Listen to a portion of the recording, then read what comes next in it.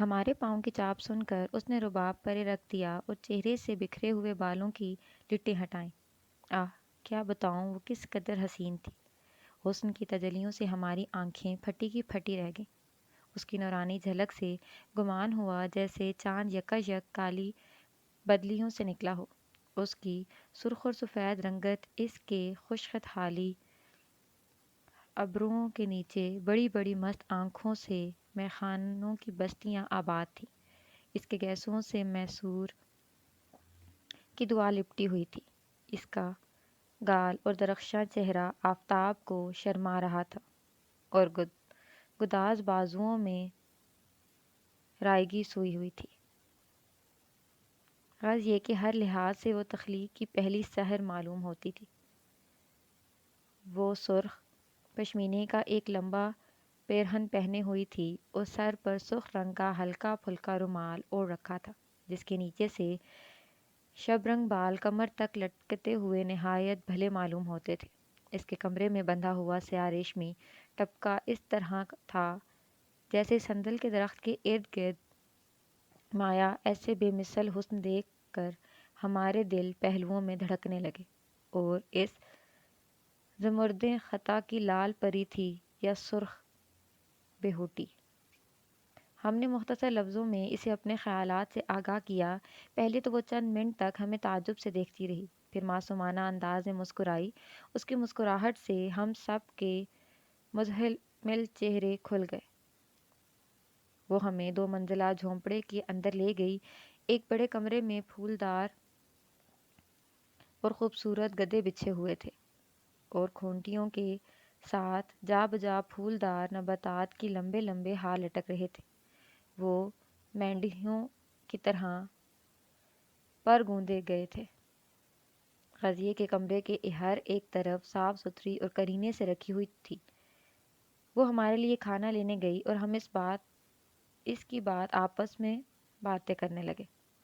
میں نے کہا شاید وہ یہاں اکیلی رہتی ہے، کیونکہ سوائے اس کے کوئی دوسرا آدمی دکھائی نہیں دیتا تھا۔ مرزا نے کہا ایسا نہیں ہو سکتا، اس کا ساتھی کہیں باہر کھیت پر ہوگا۔ اتنے میں وہ کھانا لے آئی جو لکڑی کے خوبصورت کاسوں میں رکھا ہوا تھا۔ یہ کھانا بھی کچھ عجیب طرح کا تھا، یعنی ابلے ہوئے سیب جن میں دہی ملا ہوا تھا، دودھ کی روٹیاں، شہد، انڈے، پنیر، زرشک، کچے اخروٹ اور ایک خاص قسم کی گھاس جو پانی میں اگتی ہے اور مغ اخروٹ کے ساتھ کھائی جاتی ہے۔ یہ سب چیزیں بااکراد تھیں۔ ایسے مفلس علاقے میں ایسا کھانا یقیناً کسی جاگیردار کو ہی میسر آ سکتا تھا۔ ہم نے کہا آپ نے اردو زبان کس سے سیکھی ہے؟ اس نے کہا اپنے والدین سے، وہ پشاور کے رہنے والے تھے۔ ہم نے پوچھا آپ کا اسم شریف؟ اس نے کہا میرا نام شگوفہ ہے۔ کیا پیارا نام ہے۔ وہ خود تو ابھی شگوفہ تھی ہی، لیکن اپنے حسن نورستہ سے دوسروں کے دلوں کے شگوفوں کو کھلا دینے کا اعزاز بھی رکھتی تھی۔ ہم لوگوں نے سلسلہ کلام جاری رکھتے ہوئے کہا اس غیر مذہب علاقے میں آپ کیسے آئیں؟ اس نے کہا قسمت لے آئے۔ ہم نے پوچھا آپ کا شریک زندگی غالباً کام پر گیا ہوگا؟ اس نے شرما کر جواب دیا نہیں، میں تو کنواری ہوں۔ ہم نے کہا لیکن آپ کے لواحقین؟ اس نے کہا میرا کوئی بھی نہیں، میں بالکل اکیلی ہوں۔ اکیلی؟ ہم سب نے بے اعتباری سے کہا۔ وہ حیرت سے ہنس کر ایک طرف دیکھنے لگی۔ ہاں بالکل اکیلی، اس نے متانت میں کہا، مگر یہ ساز و سامان؟ ہم نے کہا سب گاؤں والے میرے لیے مہیا کرتے ہیں، اس نے فخر سے کہا۔ اس کے بعد ہم نے کئی ایک سوال کیے، مگر اس نے کوئی تسلی بخش جواب نہ دیا اور ہمیں ٹالتی رہی۔ کھانے کے بعد ہم وہاں سے رخصت ہوئے۔ وہ راستہ بھی شگوفہ کے متعلق باتیں ہوتی رہیں۔ اس وادی کی رنگینیوں اور شگوفہ کے پر لطف ملاقات کا ہم پر اتنا گہرا اثر ہوا کہ ہم نے کچھ دن یہاں قیام کرنے کا تہیہ کر لیا۔ چنانچہ ہم نے واپس آ کر اس ویران جھونپڑی کے قریب ڈیرے ڈال لیے اور روزانہ شگوفہ کے گھر جا کر اس کی پاکیزہ صحبتوں میں سے دل بہلانے لگے۔ میرے دل پر ان ملاقاتوں کا خاص اثر ہو رہا تھا، تاہم مجھے کوئی ایسا موقع نہ ملا کہ کبھی تنہائی میں مل کر اسے اپنے خیالات کا اظہار کرتا۔ شگوفہ بھی مجھ پر بہت مہربان تھی اور میرے دوستوں کی نسبت میری باتوں سے بہت خوش ہوتی تھی، لیکن دل کا حال خدا کو معلوم ہوگا، میں اس کے متعلق کیا کہہ سکتا تھا۔ البتہ خود دل و جان سے اس پر فدا ہونے لگا۔ چند دن بعد میرے دوستوں نے واپسی کا ارادہ کیا اور مجھے بھی ان کی ان گشت نمائی کے ڈر سے مجبوراً ان کے ساتھ واپس جانا پڑا۔ شگوفہ کے حسن و جمال کی کشش کوئی معمولی نہ تھی۔ اس کی بھرپور جوانی، محشر خیز شباب، مستانہ چال، شیریں کلامی اور ان سب سے بڑھ کر معصومیت میرے دل میں گھر کر چکی تھی۔ میرا دل اس کی پرستش کرتا تھا، تاہم دن رات اس کی یاد میں تڑپنے کے باوجود میں 3 سال تک کشمیر نہ جا سکا۔ آخر چوتھے سال بدقسمتی پھر مجھے وہاں لے گئی۔ شگوفہ کے اشتیاق میں جو میرے دل کی ملکہ اور میری خوشیوں کا گہوارہ تھی، میں دوبارہ پہلگام پہنچا، لیکن وہاں بمشکل ایک رات ٹھہرا اور دوسرے دن صبح شفق کی رنگین سایوں میں روانہ ہو کر 4 بجے تک اپنی کھوئی ہوئی جنت میں پہنچ گیا، جس کے وسیع آغوش میں پاکیزگی اور معصومیت پرورش پاتی تھی، جس کے دراز دامنوں میں مستیاں اور رعنائیاں کھلتی تھیں، جس کی چوڑی چھاتی پر باوریاں ندیاں مچلتی تھیں، جہاں دھان کی کھیتیوں پر حسن ازلی کہلاتا تھا، جہاں زمردیں درختوں کی نورانی سج دھج شادابیوں کا منہ چڑھاتی ہوئی اور جہاں کے سجیلے پھولوں کی نزاکت میں خود قدرت رش کرتی تھی۔ میں والہانہ انداز سے مسکن محبوب میں داخل ہوا۔ چمنستان پھولوں سے پٹا پڑا تھا۔ وہ ایک کنج میں سورج مکھی کے پھولوں کے درمیان بیٹھی ایک خاص قسم کی نرم و نازک گھاس کے تنکوں سے اپنے لیے پاپوش تیار کر رہی تھی۔ اس وقت وہ آفتاب ملی رنگ کے لباس میں تھی۔ اس کا گلابی چہرہ سورج کی خوشگوار گرمی میں کندھاری انار کے خوشنما دانے کی طرح سرخ ہو رہا تھا۔ اس کے بال کالی ناگن کی طرح ہوا میں لہرا رہے تھے۔ اس دل فریب نظارے سے متاثر ہو کر میں وہیں کھڑا رہ گیا۔ کچھ دیر بعد اس نے اپنے کام سے اکتاتے ہوئے انگڑائی لی تو اچانک اس کی نگاہ مجھ پر پڑی۔ میں دوڑ کر اس کے قریب گیا۔ مجھے پہچان کر اس کی آنکھیں خوشی سے چمکنے لگی۔ اس نے بڑے تپاک سے میرا خیر مقدم کیا اور نہایت خلوص سے جھونپڑے میں لے گئی۔ سفر کی تھکان سے میری طبیعت مزمل ہو رہی تھی، اس لیے میں کھانا کھا کر سو گیا۔ شام کے قریب میری آنکھ کھلی تو باہر نکل کر دیکھا کہ کشمیری عورتوں کا ایک میلہ سا لگا تھا، جن کے درمیان شگوفہ نہایت وقار سے اس طرح بیٹھی تھی جیسے ستاروں کے حلقہ میں چاند اس کے سامنے ایک بہت بڑے سمادار میں چائے ابل رہی تھی۔ میں اسے مصروف پا کر چمنستان کی طرف چل دیا۔ سورج اس وقت پہاڑوں کے عین برفانی چوٹیوں پر چمک رہا تھا اور نورانی شعاؤں کے عکس سے برف پر جا بجا کوس و قزح کے رنگ جھلک رہے تھے۔ اس رنگین سایوں سے وادی کی شان دوبالا ہو رہی تھی۔ ادھر زرشک کی کھٹ میٹھی خوشبو دل کو لبھا رہی تھی۔ میں ان فطری تجلیات کی بہاریں لوٹتا ہوا نہایت سکون و اطمینان سے چمن جا لگا۔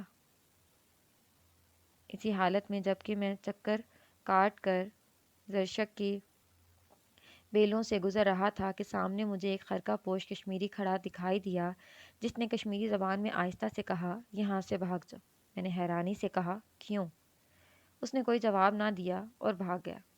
ابھی میں اس شخص کی حرکت پر غور کر رہا تھا کہ پیچھے سے سیٹی کی آواز آئی۔ میں نے پلٹ کر دیکھا تو کچھ دو پگڈنڈی پر کھڑا ہوا ایک بوڑھا کشمیری مجھے وہاں سے بھاگ جانے کا اشارہ کر رہا تھا۔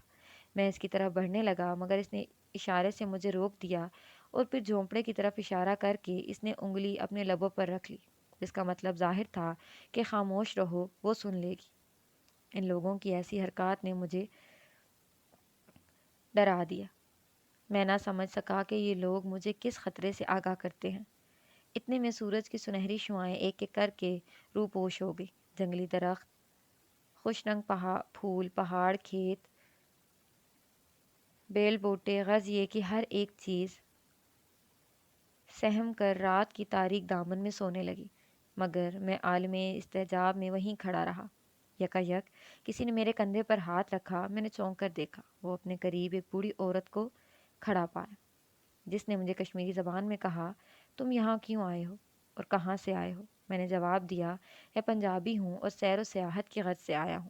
اس نے کہا، تو کیا تمہیں رات گزارنے کے لیے گاؤں میں کوئی جگہ نہ مل سکتی تھی جو یہاں اس بلا کے دام میں آ پھنسے؟ اتنا کہہ کر وہ آگے بڑھنے لگی، مگر میں نے اس کا ہاتھ پکڑ لیا اور کہا، سچ سچ بتاؤ یہ کیا معاملہ ہے، ورنہ ابھی شگوفہ کو بلا کر سب کچھ بتا دوں۔ اس دھمکی سے بڑھیا کانپ گئی اور قبرستان کی باڑ کے قریب سنگین عمارت کے پیچھے لے جا کر مجھ سے کہنے لگی، تم نے دیکھا کہ وہ اس جنگل میں کس شان و شوکت سے رہتی ہے؟ میں نے کہا، ہاں۔ بڑھیا کہنے لگی، یہ بھی جانتے ہو کہ ہمارا علاقہ بہت مفلس ہے، ہم خود چیتھڑے پہنتے ہیں مگر اس کے لیے پشمینے کے زر و لباس بناتے ہیں، خود روکھا سوکھا کھاتے ہیں اور اس کے لیے روزانہ اچھی اچھی خوراکیں باہم پہنچاتے ہیں، خود گانگڑیوں سے سہارے بیٹھ کر رات گزارتے ہیں۔ میں نے کہا، میں کیا جانوں؟ بڑھیا نے کہا، اچھا سنو، شگوفہ ڈائن ہے، انسانی خون اس کے منہ لگ چکا ہے۔ ہم یہ سب چیزیں اپنے بچاؤ کی خاطر اسے نظر کے طور پر پیش کرتے ہیں، کیونکہ اس سے پیشتر وہ گاؤں والوں پر ہاتھ صاف کیا کرتی تھی، مگر اب صرف بھولے بھٹکے مسافروں کو ہی شکار بناتی ہے، یہ قبروں سے مردے نکال کر کھاتی ہے۔ اس کا حسن و جمال صرف فریب نظر ہے۔ اس انکشاف نے مجھے حواس باختہ کر دی۔ آسمان پر سیاہی اور سفیدی دست و گریباں ہو رہی تھی۔ تمام وادی پر دھندلکے کا غلاف چڑھ رہا تھا۔ ہوائیں کالے چور کی طرح کائنات سے داؤ پیچ کر رہی تھی۔ سیاہ پوش فضا میں روحوں کے بھٹک چلنے پھرنے کا گمان ہو رہا تھا۔ اس پریشان کن ماحول میں بڑھیا کہ اس بیان کا مجھ پر ایسا اثر ہوا کہ میں واہمہ کا شکار ہو کر کانپنے لگا۔ سچ ہے، جان بہت عزیز ہوتی ہے، چنانچہ میں بڑھیا سے التجا کی کہ آج رات مجھے اپنے گھر میں پناہ دے، لیکن بڑھیا نے کانوں پر ہاتھ رکھے۔ میں نے کہا، کیا گاؤں میں کوئی سرائے بھی نہیں؟ اس نے کہا، کوئی نہیں، اور اگر ہوتی بھی تو تمہیں کوئی پناہ نہ دیتا۔ میں نے کہا، کیوں؟ بڑھیا نے کہا، گاؤں والے ایک مسافر کی خاطر شگوفہ کو دشمن کیسے بناتے؟ عین اسی وقت پاؤں کی چاپ سنائی دی اور ساتھ ہی جاڑیوں سے خفیف سی سرسراہٹ۔ بڑھیا تو فوراً دم دبا کر بھاگی، لیکن میں بدحواسی کے عالم میں وہیں کھڑا رہ گیا۔ کچھ دیر بعد جب مجھے معلوم ہوا کہ وہ محض وہم تھا تو میری جان میں جان آئی اور چہرے پر بناوٹی بشاشت پیدا کرتے ہوئے جھونپڑی کی طرف چلا گیا۔ جھونپڑے کو خالی پا کر مجھے سخت فکر ہوئی اور یقین ہو گیا کہ اس نے ضرور ہماری باتیں سنی ہوں گی، مگر اب کیا ہو سکتا تھا؟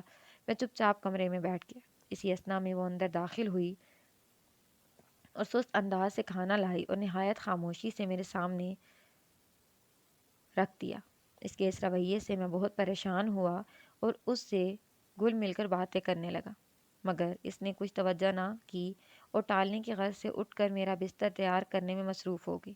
اب تو میں گھبرایا اور کھانے سے ہاتھ کھینچ لیا، جسے وہ تاڑ گئی اور اپنے مغموم چہرے پر عارضی مسکراہٹ پیدا کرتے ہوئے دھیمی آواز میں بولی، آپ نے کھانا کیوں چھوڑ دیا؟ میں نے جواب دیا، آپ کی بے رخی دیکھ کر۔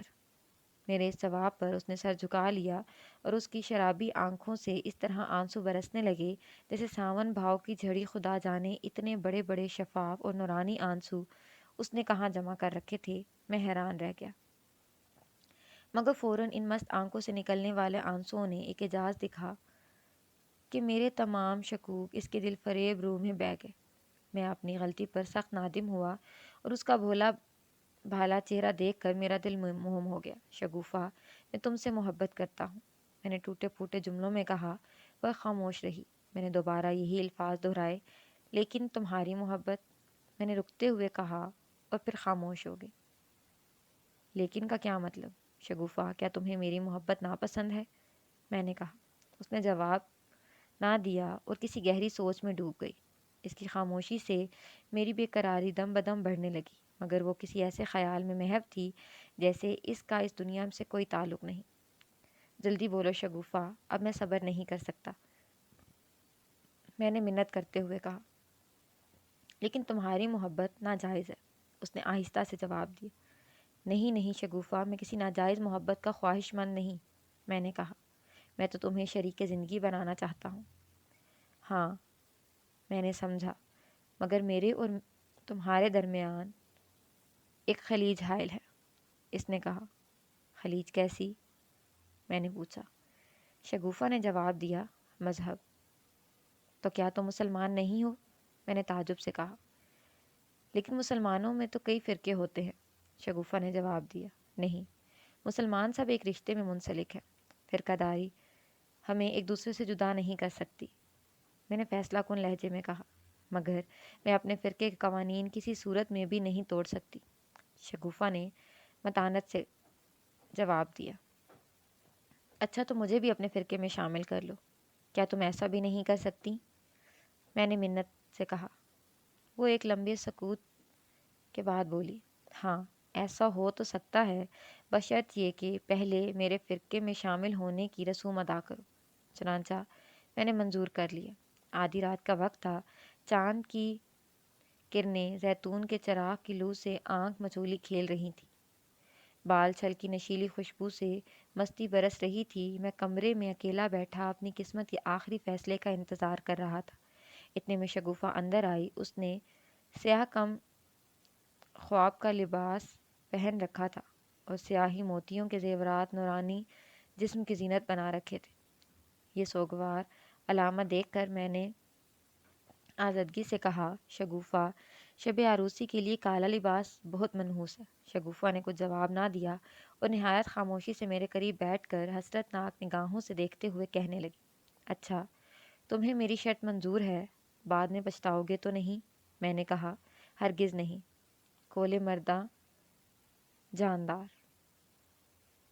اس منظوری کے بعد اس نے میری آنکھوں پر پٹی باندھ کر ایک ریشمی چادر میرے ہاتھ میں دے دی اور ایک منتر بتا کر مجھے ہدایت کی کہ میں شگوفہ کی صورت کا تصور کر کے یہ منتر پڑھوں اور منتر پڑھتے وقت یہ چادر اپنے دونوں ہاتھوں میں پھیلا رکھوں۔ چند بار عمل کرنے سے ایک پرندہ آ کر میرے ہاتھوں پر گرے گا جسے میں اس چادر میں لپیٹ کر بغل میں دبا لوں۔ چنانچہ میں نے ایسا ہی کیا، جس کے عمل سے چند سیکنڈ ہی میں ایک پرندہ پھڑپھڑاتا ہوا میرے بازوؤں میں آ گیا۔ میں نے اسے فوراً اس چادر میں لپیٹ کر بغل میں دبا لیا۔ بعد ازاں اس نے میری آنکھوں سے پٹی کھولی اور میرے قریب بیٹھ کر کہنے لگی، اچھا میری داستان حیات سنو تاکہ میری سچائی کے اظہار کے ساتھ ہی میری داستان ختم ہو جائے۔ پرندہ بیچارہ میری بغل سے آزادی حاصل کرنے کی جد و جہد میں مصروف تھا، اس لیے میں اس کی بات کاٹتے ہوئے کہا، پہلے اس بے زبان کی قسمت کا فیصلہ تو کرو جو میری بغل میں تڑپ رہا ہے۔ داستان حیات سنانے کو تو تمام عمر پڑی ہے، اس نے بے پرواہی سے جواب دیا، اس کا کچھ خیال نہ کرو، اسے تڑپنے دو کیونکہ میرے مذہب کا یہی فرمان ہے۔ میں بے دلی سے خاموش ہو گیا۔ شگوفہ نے کہا، میں بہت ہی بدقسمت ہوں، ابھی میں نے دہر ناپیداری میں قدم ہی رکھا تھا کہ میری ماں مر گئی۔ جب میں نے کچھ ہوش سنبھالا تو سوتیلی ماں کی جھڑکیوں اور ملازمتوں کے سوا کبھی میرے کانوں نے نرم الفاظ نہ سنے۔ میں جب 6 برس کی ہوئی تو باپ کا سایہ بھی سر سے اٹھ گیا، گو باپ نے بھی کبھی مجھ سے محبت نہ کی تھی، تاہم ایک ٹھکانہ تو تھا، سو وہ بھی جاتا رہا۔ مگر خدا سبب الاسباب ہے، اس نے میرا ٹھکانہ اس طرح بنایا کہ میرے محلے میں ایک نیک دل اور امیر عورت نے میری پرورش کا ذمہ لے لیا۔ اس نیک دل خاتون کا ایک ہی لڑکا تھا جس کے گھر سے نکلے ہوئے 10 سال کا طویل عرصہ گزر چکا تھا۔ خدا کی قدرت، مجھے ابھی ان کے گھر آئے تھوڑا عرصہ ہی گزرا تھا کہ بھائی عثمانی یعنی اس نیک دل خاتون کا اکلوتا بیٹا واپس آ گیا۔ ماں مجھے پہلے ہی بہت پیار کرتی تھی، مگر اب مجھے اپنے لیے مبارک خیال کرتے ہوئے زیادہ قدر کرنے لگی، حتیٰ کہ ان کی ناز برداریوں نے مجھے بہت شوخ اور شریر بنا دیا۔ لیکن جہاں گل ہوتا ہے وہاں خار بھی ہوتا ہے، یعنی بھائی عثمان کو میری شوخیاں ایک آنکھ نہ بھاتی تھی۔ وہ اکثر مجھے اسی کر آلود نگاہوں سے دیکھتے کہ میرا خون خشک ہو جاتا تھا۔ بھائی عثمان اور لاغر اندام تھے، ان کے متین چہرے سے عزم و استقلال ٹپکتا تھا اور پیشانی کی شکنیں دانائی اور بزرگی کی شاہد تھی۔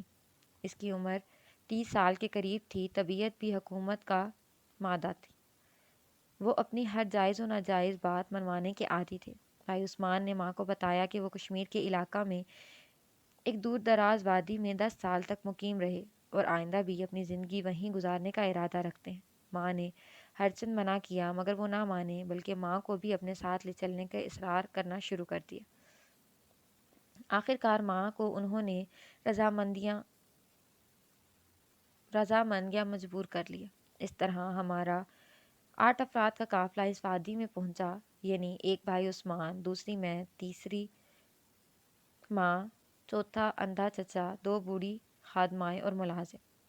چند دن تک ہم لوگ بہت اداس رہے، لیکن قدرت نے اس وادی کو حسن اور دلکشی کا وافر حصہ دے رکھا تھا، اس لیے ہم چند ہی دن میں اس قدرتی زندگی کے عادی ہو گئے۔ بھائی عثمان فطرتاً خوش طبیعت اور خلوت پسند واقع ہوتے تھے۔ اس احاطے کے دوسرے سرے پر جو عمارت کھڑی ہے، یہ ان کی لائبریری تھی۔ وہ دن میں ایک مرتبہ ماں سے ملنے آتے، باقی تمام وقت اس لائبریری میں گزارتے اور رات کو بہت دیر سے گھر آتے۔ مجھے اس تجربہ گاہ کی طرف جانے کا حکم نہ تھا، بلکہ گھر میں بھی جب بھی میرا ان کا سامنا ہو جاتا تھا تو خواہ مخواہ ایسی ڈانٹ بتاتے جس سے میں سہم جاتی اور ہمیشہ ان کی نظروں سے دور رہنے کی کوشش کرتی۔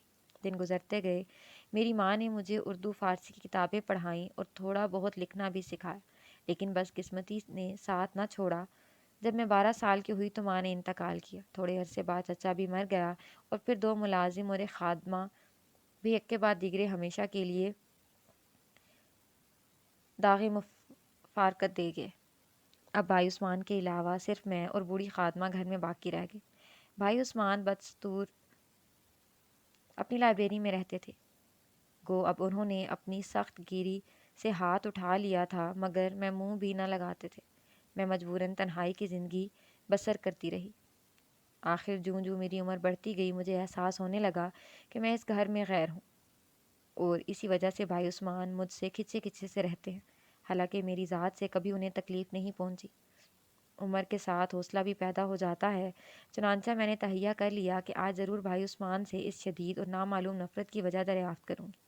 اگر میرا وجود ہی ان کی کسی دکھ کا باعث ہو تو میں گھر سے رخصت ہو جاؤں گی۔ اسی خیال سے میں رات کو دیر تک ان کا انتظار کرتی رہی۔ انہوں نے اس دن کھانا بھی نہ کھایا۔ بوڑھی خادمہ بیچاری ان کا کھانا آتش دان کے قریب رکھے دیوار کے سہارے خراٹے بھرتی رہی۔ ادھر میں ان کے انتظار میں بستر پر کروٹیں لے رہی تھی، حتیٰ کہ یہ انتظار کی گھڑیاں میرے لیے ناقابل برداشت ہو گئیں۔ ناچار میں نے لائبریری میں جانے کی ٹھان لی اور دل کڑا کر کے لائبریری کی طرف چلی گئی، مگر دروازے پر پہنچ کر کچھ جھجکی۔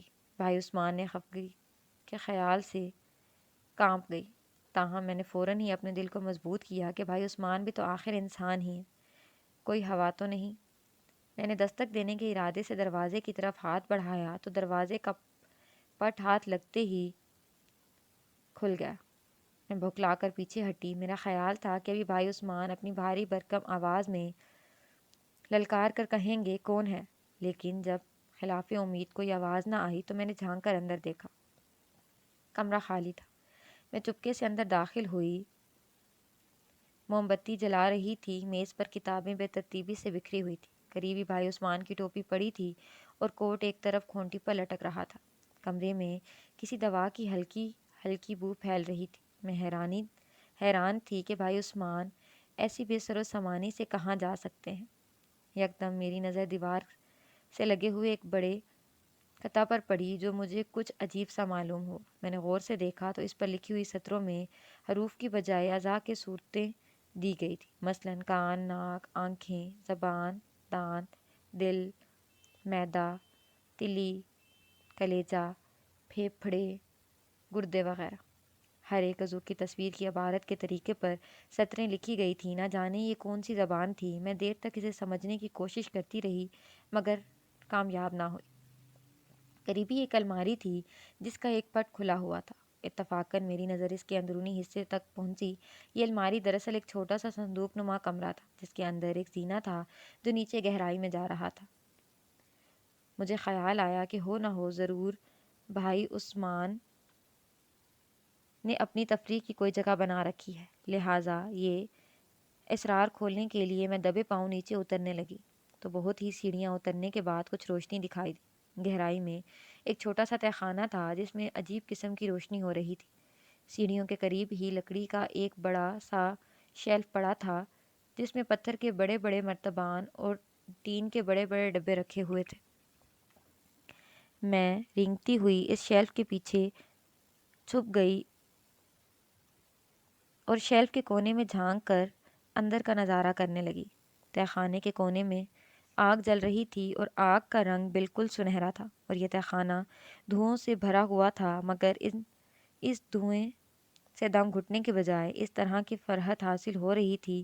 تہخانے کا اندرونی حصہ اس دھوئیں کی کثیف چادر میں لپٹا ہوا بالکل ایک سفید غبارے کی طرح دکھائی دیتا تھا۔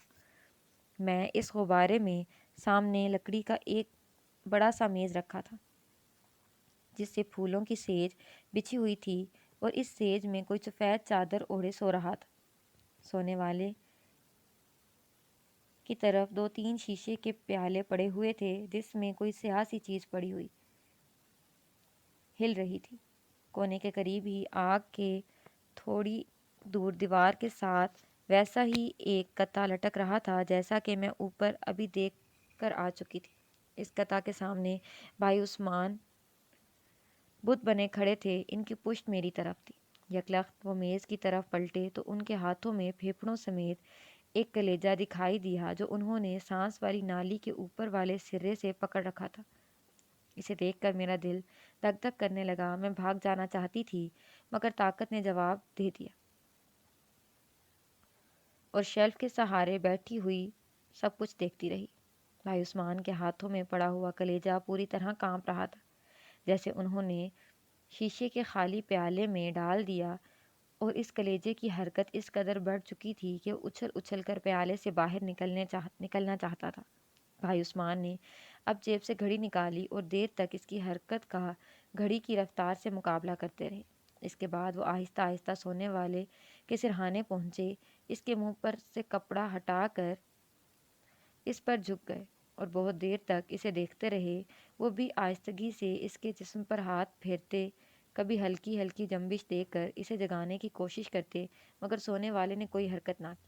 آخر اس کی بیداری سے مایوس ہو کر بھائی عثمان نے اس پر سے چادر اتار دی۔ اب مجھے معلوم ہوا کہ ایسے گہری نیند سونے والے ایک نیم برہنہ عورت تھی۔ گو اس کا چہرہ بھائی عثمان کے سائے کی اوٹ میں ہونے کی وجہ سے مجھے دکھائی نہ دیا، مگر اس کے جسم کے باقی حصے سے جو سوکھ کر ہڈیوں کا ڈھانچہ بن چکا تھا صاف ظاہر ہوتا تھا کہ کوئی مریضہ ہے۔ بھائی عثمان نے اس مریضہ کو گود میں اٹھا لیا اور جلتی آگ کے پاس کھڑے ہو کر اس کے جسم کو آگ کی گرمی پہنچانے لگے۔ دفتن مجھے اس مریضہ کے چہرے کی تھوڑی سی جھلک دکھائی دی جس سے مجھ پر دہشت طاری ہوگی۔ وہ ایک لاش تھی جس کی ٹانگیں ایک طرف لٹک رہی تھیں، سر اور بازو دوسری طرف۔ اس لاش کے لمبے لمبے بکھرے ہوئے بال بھائی عثمان کے پاؤں کو چھو رہے تھے۔ خوف و ہراس سے مجھ پر ایک تشنجی دورہ پڑا اور تہخانہ ایک سبز غبارے کی طرح ہوا میں اڑتا ہوا معلوم ہوا۔ ایک ہولناک چیخ میرے منہ سے نکلی اور میں بے ہوش ہو گئی۔ شگوفہ یہاں تک پہنچ کر یکدم رک گئی اور کچھ تھکی ہوئی معلوم ہوتی تھی، اور ادھر پرندہ میری بغل میں دم توڑ رہا تھا۔ میں نے مضطرب ہو کر کہا، خدا کے لیے جلدی کہانی ختم کرو، تمہاری اس طویل کہانی سے اس جانور کا خواہ خون ہو جائے گا۔ شگوفہ نے بری طرح ہام کر کہا، پھر اس پرندے کا ذکر کیا۔ ایک دفعہ جو میں کہہ چکی ہوں کہ یہ مرنے کی خاطر تمہاری بغل میں دیا گیا ہے۔ مجھے اس کی سنگ دلی پر افسوس ہوا۔ تھوڑے وقفے کے بعد اس نے کمزور آواز میں کہنا شروع کیا، اس پر ہول واقعہ کے بعد جب میں ہوش میں آئی تو خود کو کمرے اپنے بستر پر پایا۔ میں نے خیال کیا کہ یہ سب کچھ میں نے خواب میں دیکھا ہے۔ چونکہ سردی سے میرا جسم کپ کپی طاری ہو گئی تھی، لہٰذا میں نے بوڑھی خادمہ کو آواز دی تاکہ آتش دان میں آگ سلگائے، مگر میری متعدد آوازوں پر بھی جب بڑھیا نے مجھ کو جواب نہ دیا تو میں گھبراہٹ سے اٹھ کر اس دروازے تک گئی جو میری اور بڑھیا کی خوابگاہ کے درمیان تھا۔ बुढ़िया को कमरे में ना पाकर मैं बदहवासी से बाहर बरामदे में निकल आई। तारीक रात में मुहीब सुर्ख रोशनी के शोले बढ़ते फैलते दिखाई दिए। फिजा धुओं से भरपूर थी। मैं कांपती हुई आगे बढ़ी तो मालूम हुआ कि भाई उस्मान लाइब्रेरी धड़ाधड़ जल रही है, जिसको देखकर इस तहखाने का सारा सीन मेरी आंख के सामने फिर गया और मुझे यकीन करना पड़ा कि जो कुछ मैंने देखा वो ख्वाब ना था। मगर ये आग कैसे लगी? क्या भाई उस्मान ने खुद लगाई? लेकिन क्यों? कहीं उन्होंने खुदकुशी ना कर ली हो। ये ख्याल आते ही मेरा दिल ज़ोर ज़ोर से धड़कने लगा और मैंने बेतहाशा चीखें मारना शुरू की। मेरी इस चीखों पुकार पर बूढ़ी खादमा भाई उस्मान के कमरे से निकली। मैं दौड़कर इससे लिपट गई और रोते रोते पूछा कि भाई उस्मान कहाँ है? उसने कहा, अपने कमरे में। मैंने कहा, तो क्या इनको आतिशज़दगी की खबर नहीं? बुढ़िया ने जवाब दिया, क्यों नहीं?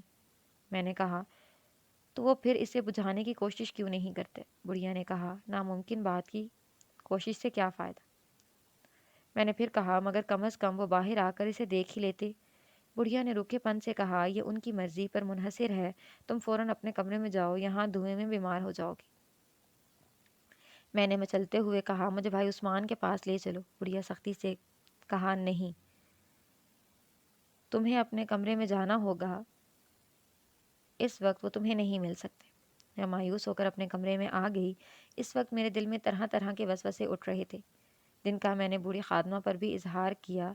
उसने कहा, नादान लड़की, अगर वो सलामत ना होते तो तुम्हें यहाँ उठाकर कौन लाता? तो क्या भाई उस्मान मुझे उठाकर लाए हैं? मैंने ताज्जुब से कहा। मैं बुढ़िया के इसरार पर बिस्तर में पड़ी रही, मगर ऐसी हालत में कौन सो सकता है? वो आग तमाम रात भड़कती रही। इत्तफाकन सुबह के करीब बारिश शुरू हो गई, जिससे वो ये मनहूस आग बुझ गई। इस वाक़ये के बाद मैं 2 माह तक भाई उस्मान को ना देख सकी। लेकिन बूढ़ी खादमा का इनके कमरे में आना जाना होता था कि वो अपने कमरे में हैं और गोशा नशीनी इख्तियार कर चुके हैं। कई बार मुझे ख्याल आया कि जाकर इनसे माफ़ी मांगूं, मगर मैं मुजरिम थी और वो इंतहाई सख्त गिर वाक़े हुए थे, इसलिए जुर्रत ना हुई और मैं अपनी इस बेवकूफ़ाना हरकत पर बहुत नादिम थी। ख़ज़ां का आगाज़ था। नहायत उदास और खुश दोपहर थी। मैं आतिशदान के करीब सरनगूं बैठी थी कि बूढ़ी खादमा ने आकर मुझसे कहा, शगुफ़ा जान, तुम्हें आगा बुला रहे हैं। इस अचानक बुलावे ने मुझे किसी हद तक खौफज़दा कर दिया। न जाने भाई उस्मान अब मुझे क्या सज़ा दें। चनांचा मैं सहमी हुई कमरे में गई। आज पहली दफ़ा मैंने उनका कमरा देखा था। इस नीम तारीक कमरे में गहरे सब्ज रंग के ऊनी पर्दे पड़े थे और छत में एक बहुत बड़ी पतील की कंदील लटक रही थी, जिसमें रखे हुए एक पतील के चमखे चराग में बत्तियां जल रही थी और बेरज़दा की तेज़ बू तमाम कमरे में फैल रही थी। आतिशदान में ख़ास किस्म की लकड़ी सुलग रही थी, जिसकी रोशनी बिल्कुल सब्ज थी और बेरोज़ा की गहरी बादामी रंग की रोशनी इस सब्ज रोशनी के गिर्द धुएं की तह की तरह लिपटी हुई मालूम होती थी, जिससे ये कमरा भी एक सब्ज गुब्बारे की शक्ल इख्तियार कर चुका था। यहाँ भी वही तस्वीरों की ज़बान में लिखे हुए कत्ते लटक रहे थे और कालीन पर भी कुछ वैसे ही निशानात थे। मैं इस अनोखे माहौल से बहुत घबराई। आ जाओ शगुफ़ा बहन, उन्होंने नरमी से कहा।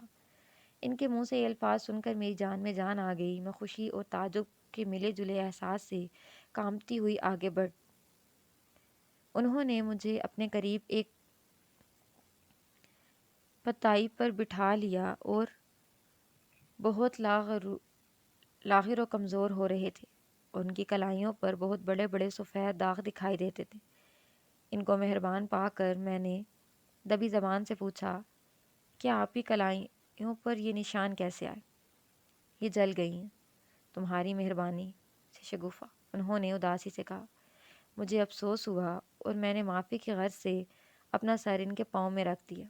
उन्होंने मेरा सर आहिस्ता से ऊपर उठाते हुए कहा, शगुफ़ा, मैं तुम्हें मलामत नहीं करता, बल्कि अच्छा हुआ कि तुम इस राज से वाकिफ़ हो गई।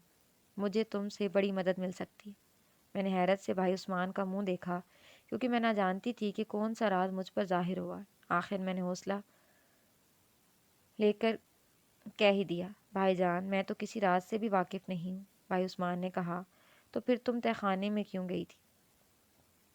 جس پر میں نے ان سے وہاں جانے کا سارا ماجرا بیان کیا، بھائی عثمان کہنے لگا، اچھا تو میرا خیال تھا کہ تم اکثر وہاں جایا کرتی ہو۔ میں نے جواب دیا، اگر میں پہلے کبھی گئی ہوتی تو اتنی خوفزدہ کیسے ہوتی؟ بھائی عثمان نے کہا، بے شک۔ پھر کچھ سوچ کر کہنے لگے، شگوفہ، اب تم سیانی ہو گئی ہو اور یہ بھی جانتی ہو کہ تمہارا میرے سوا اس دنیا میں کوئی عزیز نہیں، اور نہ تمہارا سوا میرا۔ اس لیے بہن بھائی کی حیثیت سے ایک دوسرے کی مصیبت میں کام آنا ہمارا فرض ہے۔ میں نے کہا، ضرور۔ انہوں نے کہا، اچھا مجھے کول دو۔ میں نے انہیں بے سمجھے بوجھے کول دے دیا۔ بعد ازاں بھائی عثمان نے مجھے بتایا کہ اس واقعے کے 18 سال پیشتر وہ ایک پارٹی کے ساتھ اس علاقہ میں آئے تو ایک غریب پہاڑی گوالے کی لڑکی کو دل دے بیٹھے۔ فرح کو ایک گوالے کی لڑکی تھی، مگر اتنی خوبصورت واقع ہوتی تھی کہ انتہائی کوششوں کے باوجود ان سے مانوس نہ ہوئی۔ آخر انہوں نے اس کے باپ کو کسی نہ کسی طرح رام کر لیا۔ اس نے اس شرط پر ان سے نکاح کر دیا کہ وہ اس گاؤں میں سکونت اختیار کرے، مگر ان کی قسمت میں سکھ نہ تھا۔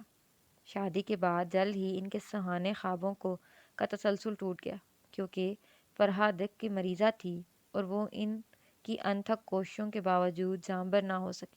انہوں نے اس کی موت کا اتنا صدمہ ہوا کہ زندگی دوبر ہو گئی، اور فرحہ کے علاج کے دوران میں کئی ایک ایسی جڑی بوٹیوں سے واقف ہو چکے تھے جن کی عجیب و غریب خاصیتیں تھیں۔ چنانچہ ایک ایسی جڑی بوٹی کا بھی انہیں علم تھا جس کے پھولوں پر اگر لاش رکھ دی جائے تو وہ خراب ہونے سے محفوظ رہتی، اور وہ سبز اور روغنی والی لکڑیوں بھی پھیپھڑوں کے امراض کے لیے اکسیر ہیں، اور یہ بیروزہ کی پتیاں بھی دق کے جراثیم کو ہلاک کرتی ہیں۔ لہٰذا انہوں نے فرح کی لاش کو محفوظ کرنے کے لیے اپنے کتاب خانے کے نیچے ایک تہہ خانہ بنایا اور اس خاص بوٹی کے پھولوں کی سیج بنا کر اس پر فرح کو لٹا کر تہہ خانے میں بند کر دیا، اور خود بیراگی بن کر جنگلوں اور بنوں میں آوارہ گردی کرنے لگے۔ کبھی مہینے میں ایک آدھ دفعہ یہاں آتے اور لاش پر تازہ پھول ڈال جاتے۔ اسی دوران میں اتفاقاً انہیں ایک ایسا سنیاسی مل گیا جو ایک خاص علم جانتا تھا جسے ڈائنوں کا علم کہا جاتا تھا۔ یہ علم خاص زبان میں پڑھا جاتا ہے اور اس کی عبارت اعضاء کی صورت میں لکھی جاتی ہے، جس کا عمل انسانی یا حیوانی اعضاء کو آسانی سے بدل سکتا ہے یا بالکل علیحدہ کر سکتا ہے۔ چنانچہ سنیاسی سے یہ علم حاصل کر کے انہیں اتنی خوشی ہوئی جیسے انہوں نے کونین کی دولت پا لی۔ محبت کی رنگینیاں، زندگی کی دلچسپیاں اور امیدوں کا ہرا بھرا باغ ان کی آنکھوں کے سامنے لہلہانے لگا۔ انہیں یقین تھا کہ اس عمل کے ذریعے فرح کو دوبارہ زندگی دے سکیں گے۔ غرض یہ کہ وہ انہیں ارمانوں کے دل سے لیے واپس آئے، اور اس عمل کے ذریعے انہوں نے بغیر کسی قسم کے آپریشن کے اس کے نکارہ پھیپھڑے کا کلیجہ سمیت نکال لیے اور بکری کے تازہ پھیپھڑے اس کے جسم میں داخل کی۔ لیکن چونکہ اس کے مرے ہوئے عرصہ گزر چکا تھا، اس لیے اس کا جسم سڑ کر ضائع ہو چکا تھا اور گوشت بالکل سوکھ کر لکڑی بن گیا تھا، اس لیے وہ زندہ نہ ہو سکی۔ گو اس نے چند سانس لیے مگر پھر جلدی ختم ہو گئی۔ گو اب انہیں اس کی زندگی سے بالکل مایوسی ہو گئی تھی، لیکن خبط کا کیا علاج، جس کے زیر اثر وہ ناکارہ پھیپھڑے نکال کر نہ ڈالتے تھے۔ وہ سمجھتے تھے کہ شاید بار بار ایسا کرنے سے اس کا جسم بھی تازہ ہو سکے گا۔ اس جدوجہد میں ان کی صحت خراب ہو گئی۔ اب انہیں محسوس ہوا کہ غور پرداخت کرنے والا ضرور کوئی ان کے پاس ہونا چاہیے، لہٰذا اس لیے یہاں لے آئے، جن کے آنے سے ان کی حالت بہت کچھ سنبھل گئی، اور اسی طرح انہوں نے اپنی زندگی کا بیشتر حصہ گزار دیا۔ مگر تھوڑے عرصے سے وہ خود کو دق کا مریض تصور کرنے لگے۔ چونکہ وہ کئی جڑی بوٹیاں جانتے تھے، اس لیے اس کے ذریعے انہوں نے مرض کو دبا لیا، مگر مرض جڑ سے نہ گیا۔ اب ان کے لیے ضروری تھا کہ فرح کو زندہ کرنے کا خیال چھوڑ دیں۔ وہ خود بھی اس کام سے بیزار ہو چکے تھے، مگر نامعلوم کیوں اس کام سے باز نہ آئے۔ آخر خدا نے ان کی مدد کی کہ اس روز تہہ خانے میں میری چیخ سن کر ایسے بھوک لائے کہ فرح کی لاش ہاتھوں سے چھوٹ کر جلتی آگ میں جا پڑی، جس سے شعلے بھڑکنے لگے۔ وہ بدحواسی سے بھاگ رہے تھے کہ راستے میں مجھ پر نظر پڑی۔ مجھے وہاں سے اٹھا لائے، لیکن خدا جانے ان کی کلائیاں کیسے جل گئیں۔ اب وہ کئی دن سے سوچ رہے تھے کہ یہ بیماری جو انہیں لگ چکی ہے کس طرح رفع ہو، کہاں تک وہ اس جڑی بوٹیوں کے ذریعے قابو میں رکھ سکیں گے۔ اگر ذرا بھی بے احتیاطی ہو گئی تو جان کے لالے پڑ جائیں گے۔ لہٰذا ایک دن تدبیر ان کے ذہن میں آئی کہ اگر یہ علم ان سے سیکھ کر ان کے پھیپھڑے بکری کے تازہ پھیپھڑوں سے بدل دوں تو ان کی زندگی محفوظ ہو سکتی ہے۔ میں نے حامی بھر لی۔ غرض یہ کہ کچھ دن بعد مجھے اس تہخانے میں لائے جس میں کبھی فرح کی لاش رکھی گئی تھی، جو آتش زدگی کے بعد انہوں نے اثر نو تعمیر کرایا تھا۔ میز پر لیٹ کر انہوں نے مجھے 2 طلسم سکھائے اور بکری کے تازہ پھیپھڑے جو خاص طور پر اس کام کے لیے تیار کر رکھے تھے مجھے دیے اور ہدایت کی کہ اس طلسم کے اثر سے جب ان کے پھیپھڑے باہر نکل آئیں تو دوسرے پھیپھڑے بکری کے پھیپھڑوں پر پڑنے سے یہ ان کے جسم میں خود بخود داخل ہو جائیں گے۔ میں نے اس کام کو معمولی سمجھ رکھا تھا، لیکن جو ہی میں نے طلسم پڑھا تو کوئی چیز میرے پاؤں کے قریب آ گری۔ میں نے جھک کر دیکھا، ایک پھیپھڑا ماں جگر کہ میرے پاؤں میں تڑپ رہا تھا۔ میرا دل دہل گیا۔ میں نے گھبرا کر بھائی عثمان کی طرف دیکھا۔ ان کا رنگ اس وقت ایسا زرد ہو رہا تھا کہ میں حواس باختہ ہو گئی۔ میری حالت دیکھ کر انہوں نے مجھے اشارے سے بلایا، مگر میں بت بنی کھڑی رہی۔ آخر انہوں نے اونچی آواز سے کہا، شگوفہ کیا دیکھ رہی ہو؟ اپنا کام شروع کرو۔ بیماری نے پہلے ہی مجھے نڈھال کر رکھا ہے۔ میں اس حالت میں زیادہ دیر تک زندہ نہ رہ سکوں گا۔ نہ جانے مجھے اس وقت کیا ہو گیا تھا کہ انتہائی کوشش کے باوجود میں حرکت نہ کر سکی اور متوحش نگاہوں سے ان کے زرد چہرے کو دیکھتی رہی۔ بدبخت لڑکی، بھائی عثمان نے غصے سے تل ملاتے ہوئے کہا اور پوری طاقت سے اٹھ کر بیٹھ گئے۔ اس وقت مجھے ایسا علم ہوا کہ ایک لاش اٹھ رہی ہے۔ خوف و ہراس اس سے خون میری رگوں میں جم گیا اور بے ہوش ہو گئی۔ جب میں ہوش میں آئی تو تہخانے میں مکمل خاموشی تھی اور بھائی عثمان چند قدم پر اوندھے منہ پڑے تھے۔ میں نے آؤ دیکھا نہ تاؤ بے تحاشا سیڑھیوں کی طرف بھاگی اور اوپر جا کر کتاب خانے سے باہر نکلتے ہی دھاڑے مار مار کر رونے لگی۔ اس وقت بوڑھی خادمہ دوڑتی ہوئی آئی اور مجھے روتے ہوئے دیکھ کر وجہ پوچھنے لگی۔ میں نے سارا ماجرا اس سے بیان کیا۔ پہلے تو اس نے مجھے بہت ملامت کی، پھر اپنے فرض سے آگاہ کرتے ہوئے اس کام کو انجام دینے کے لیے منت سماجت کرنے لگی۔ اب کھلی ہوا میں میرے حواس بھی کچھ بجا ہوئے۔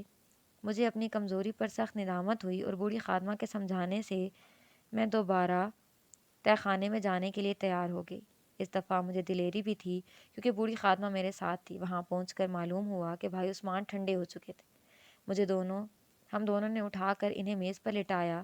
میں نے بکری کے پھیپھڑے پر طلسم پڑھنا شروع کیا۔ چند منٹ کے بعد وہ پھیپھڑا حرکت کرنے لگا۔ میں نے اپنا عمل جاری رکھا اور وہ پھیپھڑا صرف حرکت ہی کرتا تھا مگر بھائی عثمان کے جسم میں داخل نہ ہوتا تھا۔ میں حیران تھی کہ یہ طلسم اپنا اثر پوری طرح کیوں نہیں کرتا، لیکن مجھے جلدی معلوم ہو گیا کہ میں یہ طلسم پورا نہیں پڑھ رہی تھی، اس کا ایک آخری حرف بھول چکی ہوں۔ اپنی غلطی سے آگاہ ہو کر میں نے سر پیٹ لیا کہ اگر میں دل کو مضبوط رکھتی تو اپنے عمل میں کامیاب ہو سکتی تھی۔ اب وہ مر چکے تھے۔ بھولا ہوا حرف